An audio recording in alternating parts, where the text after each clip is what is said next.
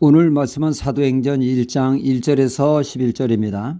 어느 목사님이 목회지를 옮길 때마다 교인들에게 기도 제목을 써서 내라고 했다고 합니다.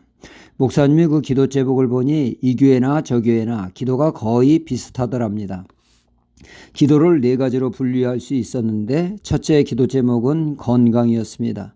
다들 연약한 육체를 가지고 있다 보니 각종 질병에 시달려 치유를 위한 기도 제목이었던 것이죠.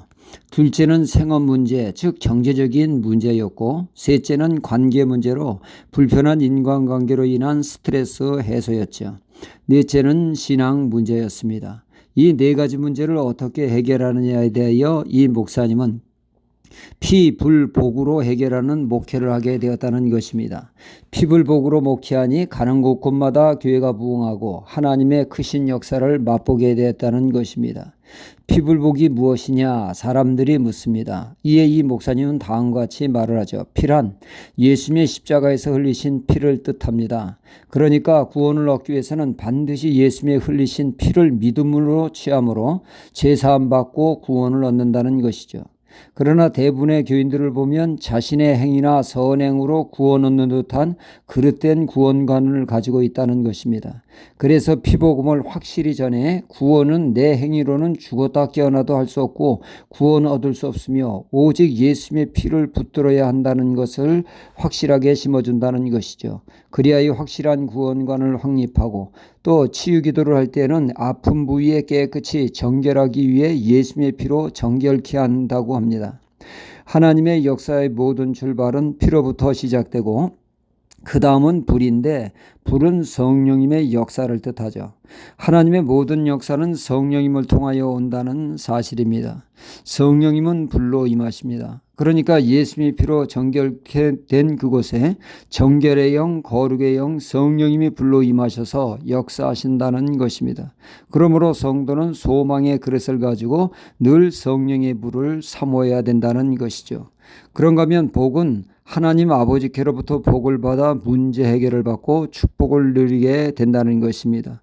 복을 받기 원하면 하나님을 진심으로 사랑하라고 합니다.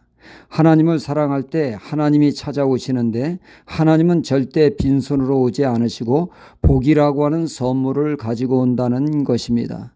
이렇듯 피불복은 매우 성경적인 그러한 말이 아닐 수가 없습니다. 오늘 말씀의 주님 말씀대로 주님은 부활하셨습니다.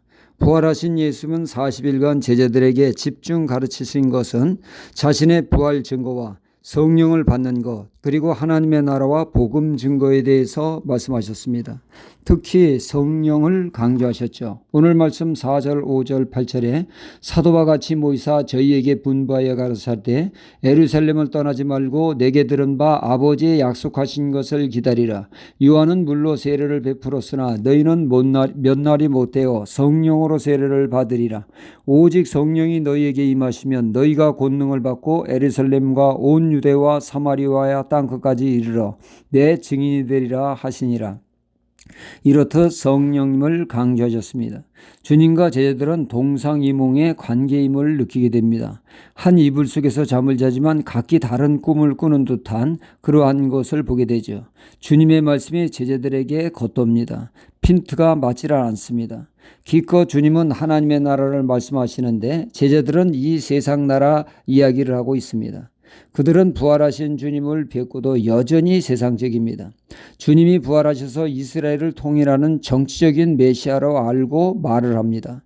6절에 보면 저희가 모였을 때 예수께 묻자와 가로되 주께서 이스라엘 나라를 회복하심이 이때이니까 하니. 주님 말씀에 엇박자를 내는 제자들, 주님의 뜻을 원활하게 소통이 되지 않습니다. 이런 제자들이 복음 전파에 집중하며 이 세상 나라가 아닌 하나님 나라에 초점을 맞추어 주님과 같은 마음, 주님과 같은 시각, 같은 목표를 갖는 유일한 방법은 성령 받는 길밖에 없다는 것입니다. 세상 것에 목을 메고 있는 제자들에게 성령께서 임하실 때 비로소 그들은 진정한 제자로 거듭나게 되고 주님의 뜻을 성령님의 도우심으로 완벽하게 이해하고 복음의 중요성을 확실히 깨달아 복음 전파에 목숨 거는 하나님의 사람이 된다는 것입니다. 성령을 받으면 내 증인, 즉 예수님의 증인이 된다는데 여기서 증인은 마르티스, 순교자를 뜻합니다. 복음 증거에 목숨을 거는 전도자가 된다는 말씀이죠. 주님이 성령으로 잉태하셨고 성령 세례를 받았을 때 성령의 능력을 받아 성령으로 사역을 감당하셨듯이 제자들도 성령을 받아 온전한 복음 증거자로 사명을 감당하게 된다는 말씀이죠. 인간 힘으로 예수님을 믿는 것은 어렵습니다. 기껏 믿어야 위선자를 벗어날 수 없습니다. 그러나 성령님의 힘입어 믿을 때 제대로 믿게 되고 역사가 있게 되어집니다. 고로 우리는 늘 성령의 불을 사모하여 성령님의 능력으로 하나님의 사역을 감당하도록 힘써야겠습니다. 할렐루야.